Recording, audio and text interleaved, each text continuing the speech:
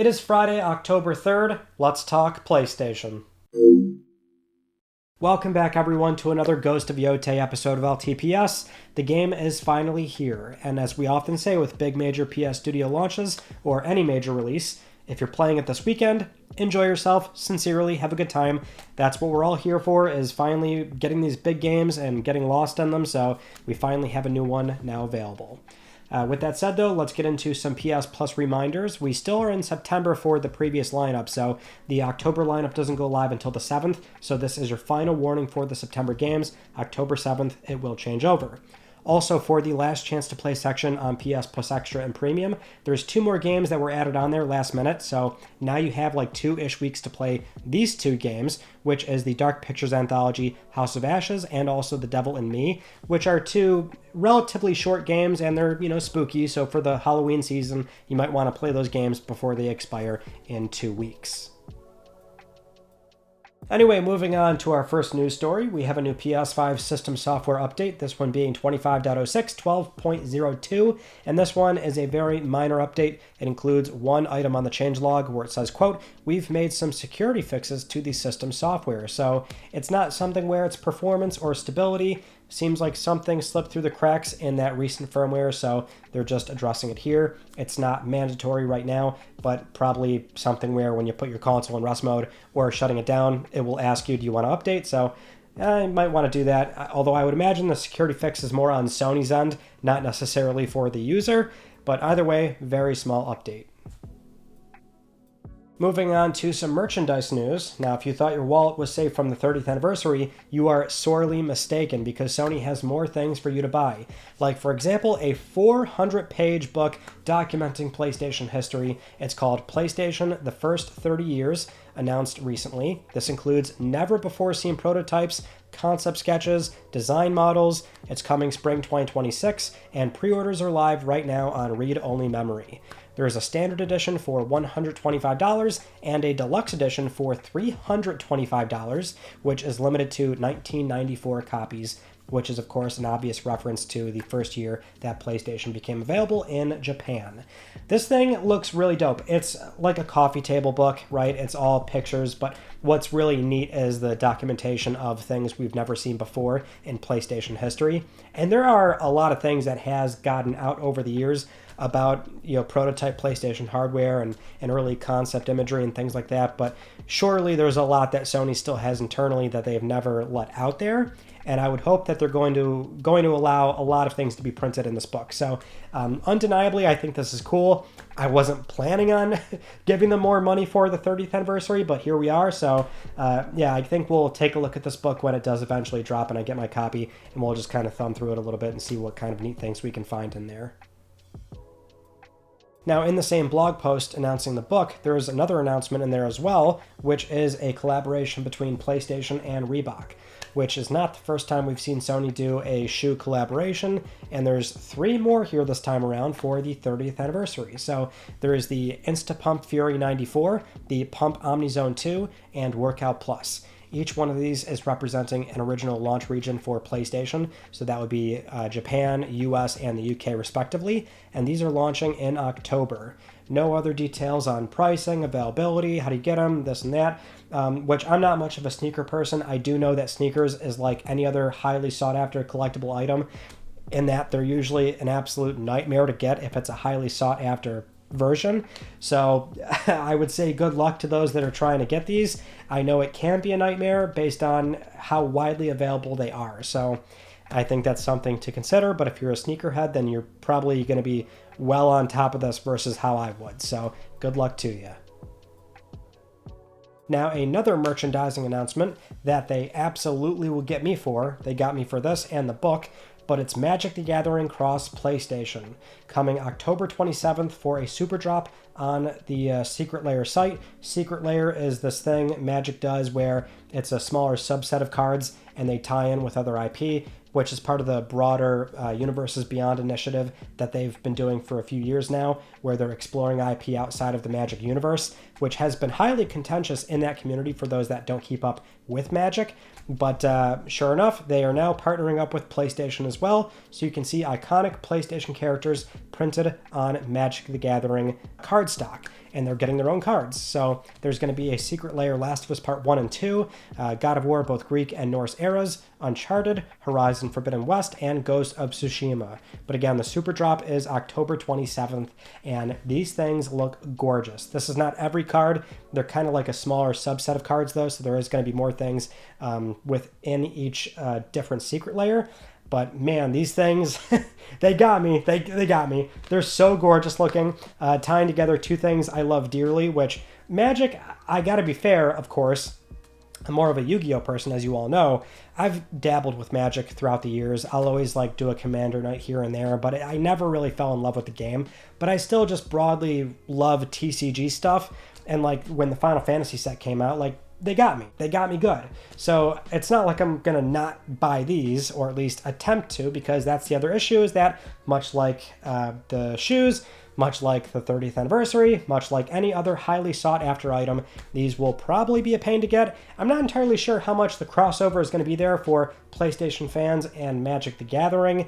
I could see these maybe actually not selling out right away, but I don't know. My read on that is maybe not entirely on point.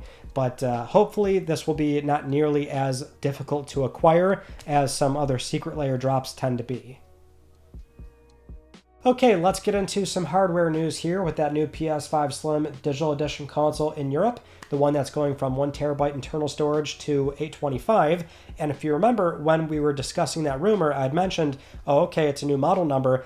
When we get a teardown, that will also tell us what Sony is trying to do to cost down the machine. And sure enough, that is indeed what they are doing. So we got the first teardown from Austin Evans. Unsurprisingly, he was the first one that did a teardown of the first PS5 Slim model revision. And so he's got another one here. So he was able to secure a console for CFI 2216. And the exterior is now all matte plastic, both the upper white panels and the middle glossy black trim. That is a matte finish as well, which I'm surprised it took them that long to do that.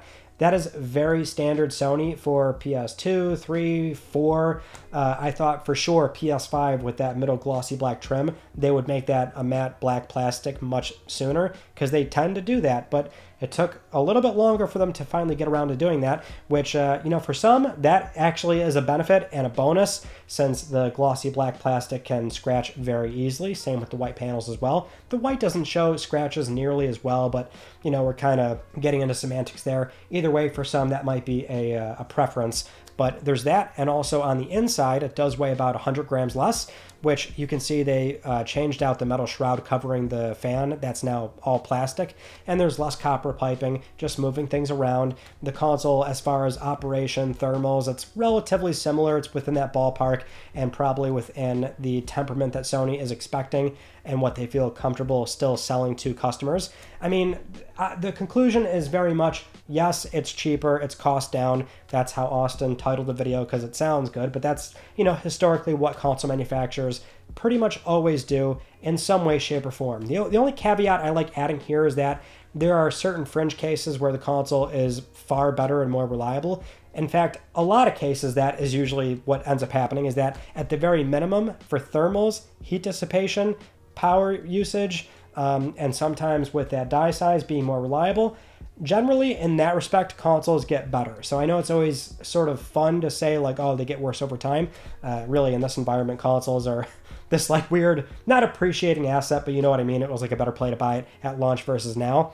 But still, like, that's one aspect that does always get better versus maybe exterior components and other things like that. So as far as reliability goes, PS5 so far, 5 years on, has been incredibly reliable. There's been no mass reports of the console being a problem, so I would imagine this machine is still within that tolerance as well. But yeah, it was neat to see. I will say this is something where, as far as I know, with digital edition consoles, they were always losing money on those. If they ever had a profit margin on them, it was either very minor or it's pretty much gone again because of tariffs and the current global situation. And it depends on fulfillment, moving consoles around. It sucks that like it was after 2 price increases and it got cheaper and less storage, but it's, as we've said before, we're just trying to rationalize why Sony does what they do.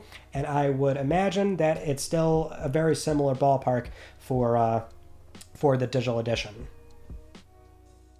In other hardware news, we have this report from PPE.pl, the Polish gaming site, which just recently got the report correct about Microsoft Flight Simulator coming to PlayStation 5. They put that out before the State of Play, so they had just gotten something right, but this new report is about that upcoming PS5 Pro model and a DualSense version 3. So the PS5 Pro, they mentioned, they have a source claiming this new model will use 3% less power than the current model. That's all they say. Fairly negligible, obviously, so there's not much to really say there. But it's the DualSense version 3 that is much more noteworthy because this controller is going to launch in November, and it will apparently include a removable battery. It will be much more easy to access, or at least that's what we think, because the report says nothing else, just DualSense version 3, November, removable battery. So we don't really know if that means they're going to be changing it to AA's, if it's a basic tray that you can like pull off underneath the controller to access the standard lithium-ion battery. I would think this is to be in compliance with that requirement in the EU, the regulation for, I think it's February 2027, but that is like a very broad gray area. Now, it's always good that the EU regulation is what will have this downstream effect on consumer electronics, at least in this context. So you would think this new controller will be in compliance with that, and therefore it will be globally available, and that would make it much easier to access. And that's the thing, is that this report implies that it will be a new controller that you can access the battery, and I would think it's because it's in compliance. Otherwise, I mean, the gray area with controllers, or really any other smaller electronic, is that with this regulation, it does stipulate that it has to be, it doesn't need to require special tools, or there's a risk of breaking the controller, which the DualSense is definitely a pain to take apart, but I wouldn't say it needs special tools. You don't need to go to a technician, so if anything, I may be surprised Sony wouldn't want to try and get some kind of exemption, but if this is something that they are doing, then I think that is fantastic news. I'm all for making these things just a little bit easier to replace, swap, service, and even if it is still a standard lithium-ion battery, if you can just pull off the back and swap those things out just like that, I mean, that would be very helpful and be great for long-term reliability. Moving on to PlayStation 4, where we just got this report from Insider Gaming about how Sony is shutting down certain services for PSN when developers are trying to make games that use those services and then sending them in for submission. So the report states that these PSN features for PS4 are going to be sunset in spring 2026 when developers are sending those games in. So after this time, developers will not be able to use Activity Feed Web API, Title Small Storage, Title User Storage, User and Profiles, Word Filters, Shared Media Web API. That's the list that they put out there. This is based on documentation obtained from Insider Gaming. Typically, when they use that kind of verbiage, that means that they probably have genuine material, and they've been very accurate with things relating to PlayStation hardware before. So I would think that this likely is true, just in the sense that it also makes sense based on the timeline, right? It's so funny how we just touched on this as a separate conversation topic for PlayStation 4, and why do we still keep getting games? Well, part of it is Sony does still accept submissions. Now, this does not mean it's like a hard cutoff on game submissions, period. It just means studios submitting games to release on PS4 can't use these PSN features. Not a major issue in the grand scheme of things, but it does sort of telegraph the very obvious point of Sony is indeed looking at winding down PlayStation 4. And these things do happen over time, over various different phases, and certain legacy features being shut down and closed out. So, even though we're still in that area of, as I argued before, it's like, well, 12, 13 years on, we still saw games for prior PlayStation consoles. I know some find that's a weak argument, but that's just the reality of it. PS4 is definitely an outlier in that it's had, a handful, not many, but a handful of well-known established publishers and well-known IP like Call of Duty come out well after they were sunset on PlayStation 3, right? But still, it illustrates the point of game submissions is probably something Sony is eyeing up, and it will probably shut down, I don't want to say sooner rather than later, but because I still find PS4 probably will be able to outdo PS2, PS3 just a little bit more when it comes to games still coming out on a regular basis, but you can see that the process has begun. The console is winding down, and it's probably got another 1, possibly up to 3 years. Next up, Ghost of Yotei, which, as I mentioned at the top of the show, is finally available. So not only is that great to finally have another major PS Studio game out there, but it's always really cool when all the other PlayStation studios make their own art and they're just putting it online to celebrate the launch of their sister studio shipping a game. So it's always really heartwarming in a way to have this original art put out there. It's really cool to see Atsu with other various PlayStation characters, and they all do this. It's like a tradition now at this point. But the news here is the day one patch. So version 1.006 is actually pretty big. It's like a laundry list of items between fixes for performance, stability, gameplay, animation, environment, UI. There's a lot on there, which that is the part that, well, quite frankly, sucks. As we're more conscious of what ships on disc day one, if you're playing physical media, you want to know that there's a nice solid gold master on there.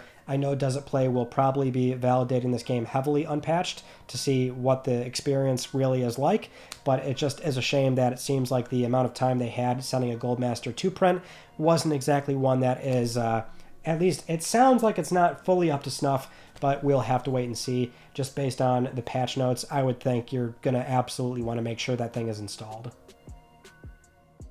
In other PlayStation Studios news, we're hearing from Arrowhead that they want Helldivers 2 to be a forever game, and that pretty much implies that they're not looking to do Helldivers 3 anytime soon. So speaking on the community Discord, Arrowhead CEO Shams Jorjani said that the studio has no plans for Helldivers 3, and they want to take this game as far as they can. Quote, "Myself and the directors agree we would love for this to be a forever game. Assuming we get a grip on the performance and dev practices, we can keep expanding it for a long time. PlayStation is super supportive." That is probably the right play. I know there's always arguments to be made against something like an Overwatch 2 or even Destiny 2, but Destiny's kind of in this weird spot where the game has a lot of onboarding problems, so arguably there should be a Destiny 3 at this point to have a fresh new experience. You know, the thing with Helldivers 2, like I often say, is that game, for all intents and purposes, is a new IP because the vast majority of people did not play Helldivers 1. Like, this thing is its own, like, you can jump into it and you're not missing out on anything. You're enjoying what that game is. And it's not, like, super heavy on a plot line per se, and there's not all this deep stuff and content and various seasons that you've missed just yet. I mean, the game will obviously mature over time, but I would think that even, 2, 3, 4 years down the road, possibly longer, just based on the sort of fun nature of the game and the goofy premise, the Star Troopers sort of approach, like there's really no, I don't think there's really a pressure to reinvent the wheel with a proper third entry when it seems very accessible at all points in time. So I think PlayStation and Arrowhead are in agreement, and they're very happy to keep supporting that game. Next up, we have a very polarizing and to some very confusing comment from Michael Pachter of Wedbush Securities, where they were speaking with Yahoo Finance about the recent EA going private deal, which we'll talk about in a second here. But Michael Pachter historically has always sort of gotten himself in hot water for saying things that just did not hold up well over time, just making very outlandish comments. So anywhere where you get PlayStation news, people are talking about what he said with Yahoo Finance, where he basically referred to Sony as a terrible company, and he said they're blowing it in the games business. So I'm sure a lot of people saw the headlines. Let me give you the context. So Pachter is bullish on games moving directly to the TV. So that would be, as an example, he said iOS on the TV, free-to-play games on the TV. He thinks it's cloud and AI providers that are going to accomplish that. He's also very bullish on a company like Playtika, which does mobile stuff. And these are all areas that, sure, arguably Sony has done, have tried to do, dabbled in, are currently doing, or attempting to do. I think of recent PS5 server blades for PS Plus Premium. I think of the mobile initiative that has not gotten off the ground at all, and they've actually been really struggling with that. But that's part of like why he's probably saying what he's saying. I mean, I'm not Pachter, so he didn't really say much else beyond that. But given that context, like that's obviously where he feels much more strongly about the direction of gaming. The guy is an investor. He thinks 5, 10, 20 years down the road, and where he wants to he puts his money where his mouth is. That's why he said, "Oh, I'm big on Playtika right now." So, I mean, that's just to give the context in all fairness. Now, do I agree? Not really. But I see his point, because obviously what is so weird about this headline, and I'm sure a lot of people felt this when they read it, but it's like, what? This is right off the back of Sony announcing the most profitable generation in PlayStation history, which, FYI, that's not really news because they've been saying that every single year of PS5. It is the most successful generation by far. Well, not by far, but it's definitely pretty good compared to PS4. But, you know, like that was making headlines this week, and it's like, what? What? So, like, Pactor's just, he's not really doing himself any favors at all when he makes comments like these, and it just gives people more and more fuel to feel vindicated and not liking the guy, which, I mean, is fair. You know, you're saying stuff like that, you're probably going to get some stuff thrown back at you. All right, let's get into some third-party news here, and undeniably, the biggest story this week was EA going private for $55 billion.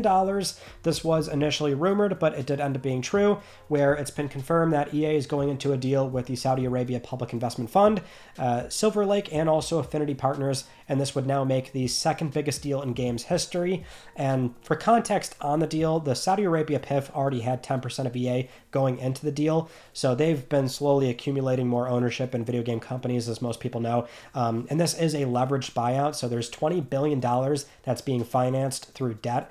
And the loan itself is being labeled as high risk and very speculative because EA, frankly, is an established publisher and they don't really have high growth prospects. So this is another pull in the direction of trying to find growth in a business through consolidation.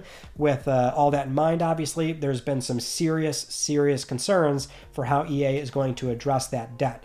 And they've got 15,000 employees, and studios like BioWare, Maxis, DICE, Respawn, Criterion. There's concerns that any of these studios could get hit with layoffs or getting shut down or sold off, or the IP getting sold off, which EA did, of course, put up an internal FAQ to employees saying there would be no immediate changes. But that's obviously unclear as far as like what that means, because sure, in the here and now, nothing's going to happen. But what does that mean when the deal closes? What does that mean 6 months after the deal closes or a year after? There's going to be very much this aggressive tact of trying to pay off that debt. And this is a company with low growth prospects. So this is not the greatest news to see. I mean, and it's weird too, because typically when a company goes private, right, going from public to private, or if they're always private, they're getting rid of that, or they never had this obligation to shareholders and trying to deliver growth. That's always been the great thing about a company being private, is that oftentimes it's the private companies that offer the best services, the best competitive prices. They're only motivated by their own goals and their own well-being of their employees, their staff, the senior leadership, the CEO. But there's no pressure to deliver big growth prospects. So that, like, in theory, you would think for EA of all companies is great news. But then you have the ownership that's actually at stake. Then you have the actual debt that's hanging over them. And it starts to look really complicated and really ugly. And of course, there's a moral issue here too of the Saudi Arabia Public Investment Fund itself, which creates a very serious conflict of interest in the kind of games that EA may or may not ship over time. Will it happen overnight? I mean, no, they already had 10% ownership, but it still does beg a very serious ethic and moral question of even supporting EA games in the future. But the PIF has been buying up a lot of entertainment and video game companies, and that's part of their plan. So it's a really tough thing to digest here. Now, I will say there's a lot of very smart people that are just not even sure what to make of this deal and what it's going to look like on the other side of it. The one thing that seems very clear for a lot of folks is that no matter what they're saying right now, if it closes, this will probably lead to casualties. Somebody's going to be laid off. Something's going to get sold off. A studio may probably get closed. You see this kind of consolidation left and right, and with this much very risky speculative debt over their head, there's just no way this happens and somebody doesn't pay for it. So it's terrible. We'll see what this happens. We'll follow the deal closely, but EA going private, this is not really how we thought this was going to go. We'll say that. Next up, Xbox Game Pass pricing is going up again, and this time it is very, very steep. to the point where it's, again, reigniting the conversation of game subscription, more so Game Pass for its viability. Is it profitable? What is it doing for game creators? Is it harming them? And also customers now finally weighing the option of, wait, at these prices, it doesn't really make sense for me and my play habits. And so it got to the point where the Xbox.com cancellation page for Game Pass was not shut down, but it was running into server issues. But it's been a whole ordeal. So the actual pricing as it stands right now and the slight remix that they did for the services, there is Xbox Game Pass Essential. That's $10 per month. That's cloud gaming, in-game benefits, and online multiplayer. Then there's Xbox Game Pass Premium. That's $14.99 per month. That includes 200 plus games in the game catalog. Xbox published titles will come into that service within a year from launch, so not day one games. And then for the day one games, that's Xbox Game Pass Ultimate. $30 per month. That includes the day one games, but also Ubisoft Plus and Classics, EA Play, and the Fortnite Crew subscription as well. So $30 a month. There is no annual plan either, so it has to be $30 a month, which comes out to $360 per year, which at that price, depending on how often you play games, you really are better just buying games at that point. Even a handful of day one titles at $70, you would probably come out ahead not buying Game Pass Ultimate, which is, it's steep. And there's not much to be said because we go through this topic so often. I will just say the very quick recap of when it comes to the Game Pass, is it profitable or not thing, the concern always was, right, is that it was so good that it felt like MoviePass. It's very analogous to MoviePass in a way, maybe not nearly as aggressive, and MoviePass was a new company, so it's like, oh my god, where are they getting all this funding? All these investors pumped a bunch of money into that service and it went nowhere. It is back, I think, but initially it was $10 a month and you get a debit card to just swipe away at movie theaters all day every day. It's like somebody's paying for that.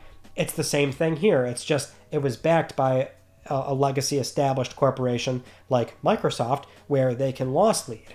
But it all depends on the profit and loss statement. We had that report recently how Game Pass is profitable, but it doesn't include the game development costs and the studio infrastructure, things like that. But obviously it's just not really the full picture when you consider what those games are doing and how it's cannibalizing a la carte sales. So it gets into a whole thing. But that much was clear is that on the surface, customers were still wondering like, okay, how long is the gravy train going to roll until you have to make more money off this thing? And so that's the issue. I always said too, it's like customers don't have to worry about the financials in the grand scheme of things. Like a lot of people in the core gaming space like to discuss it, sometimes in bad faith, other times they're just genuinely curious. But it's like, no matter what, you don't have to care because let Microsoft loss lead. Let them pay. Just enjoy the games, enjoy the services for as long as you can until it no longer makes sense. And it seems like now it's no longer making sense for some people. For others, I mean, if you have a lot of free time, then sure, you will still come out ahead. But at $360 a year, you probably are better off either downgrading or just straight up buying your games again. In other Xbox Game Studios news, we have a rumor for the Halo Combat Evolved remake. Or at least we all assume that is the next big thing out of Halo Studios. And so this rumor comes from the Halo content creator Rebs Gaming. They put out two separate reports here, but they have a source that has informed them that a studio is helping Halo Studios with this remake, and it's not Certain Affinity. It was the separate report that mentioned it's Abstraction, which is a Virtuo studio. So right now, what we know about this remake is that Sprint is in the current build of the game, which for those that don't play Halo or don't know anything about Halo, it did not have Sprint originally. So there is Sprint in the game now. There is also level redesigns on the way to make some games or some areas of the game less repetitive, I should say. The engine is actually a mix of UE5 and Blam, and a separate multiplayer project is in the works as well, which will potentially be a live service game. Now, I do want to point out that there is a Halo Deep Dive panel that was announced, and that event is set for the Halo World Championship in a few weeks. So in theory, that might be the stage where they make some kind of formal announcement. But one thing is clear is that we've been following this rumor for quite a while, and the Xbox Game Studios rollout of them shipping their established IP over to PlayStation finally. Halo is the last major Band-Aid pull, I know for some it's like just do the Master Chief Collection, but I think based on what Halo Studios has said and shown so far with moving to Unreal Engine and seeing Master Chief in UE5, and it's just, there's a novelty to shipping the first Halo on PlayStation. I think if you're going to do that, you do it this way, which is one game, the first game, you sell it for 40, 50 bucks, whatever they want to end up charging for it. Might be single player only, which would definitely be a bit of a bummer, but I think that's what you do. And so we'll see if this rumor does pan out, but that will be the last major holdout is Master Chief gracing PlayStation 5. And that'll be a day for sure. Maybe that day is coming up relatively soon as well. Moving on to Capcom and Pragmata, where we got more details on this game, or more so insight into why the game took so long to finally get another trailer, and now we're seeing the game not be vaporware, which unsurprisingly it is that gameplay hook and trying to get it to feel just right. Speaking with the gamer, we have Pragmata's director, where they said it is the game's hacking puzzle element in the gameplay that took so long to get right, so it was just a lot of trial and error to figure out what works for the gameplay loop. Which we also had another hands-on press preview event as well, which was the shelter hub area that we talked about. So the press got to play that portion of the game, and it seems like that is a part of the game where the difficulty is ramping up just a little bit more and the combat scenarios are getting a little bit more complex. But yeah, considering the game is very unconventional with its third-person shooting, that probably was indeed what they were trying to figure out, and it's cool that they're willing to say that right now, is like, oh, it took a long time to really get the feel of it just right. And oftentimes that is the bulk of game development, is simply figuring out the hook that works well. You figure that part out first, then you make the game. Another reference to the Mark Cerny method that a lot of studios to this day, 20, nearly 30 years later, still focus on, and that's the ideology of how they make games, which is make something that just you know is fun and viable, then you build the game.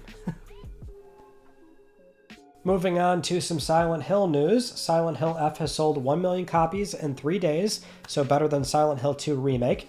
And that's great news for Bloober because we know they're doing the remake for Silent Hill 1. That's confirmed. 3 is not confirmed, but we assume that's going to happen at some point. But we are hearing from a recent investor discussion with Bloober CEO and the VP that they're focusing on the Silent Hill 1 remake now. So seems like production is going at a relatively smooth rate, we would assume. But there's that. And then we also had a slight update on PS5 Pro support with Silent Hill 2 and the issues there. Not F, Silent Hill 2, where this was asked during the recent discussion with Bloober management on the Polish website Stockwatch. And it might be chalked up to translation, but basically Bloober management said that Silent Hill 2 publishing matters are in the hands of Konami. They just like sort of backtracked again, not really acknowledging it. So not sure if that was again a translation issue, but that's very similar to what we saw building up to the launch of that game, was them kind of saying, talk to Konami about this, talk to Konami about trailers, and it was just kind of a weird relationship, even though they've now got their blessing and they're signed on to do 1 and again we assume 3, but really weird situation. It just sucks that PS5 Pro support is not in the best shape for F and also 2, and we don't really have confidence there that 2 is going to be addressed in any way. At the bare minimum, just include base options on the Pro console. That's what should be happening at this point, but still has yet to be seen so far. Now, with all that said, it is time for Let's Talk Plus, the weekly Let's Talk PlayStation giveaway, where one of you can win a $10 PSN code. I would like to congratulate this viewer right here. I'll be contacting you very soon via email or X, and if you'd like to win a $10 PSN code, it is so simple. Follow the link down below or scan the QR code, enter the Gleam giveaway, and supporting this channel a number of ways can get you an entry, and I'll announce the winners next week because I'm trying to help pay for your games. Those are all the stories from this past week that I wanted to talk about with you all, and our Tuesday video was what's on my PS5 Pro, showing you my preferred widgets for the Welcome Hub, my current installed games, what I've been playing, what I've been up to, more of a casual conversation there, go check it out.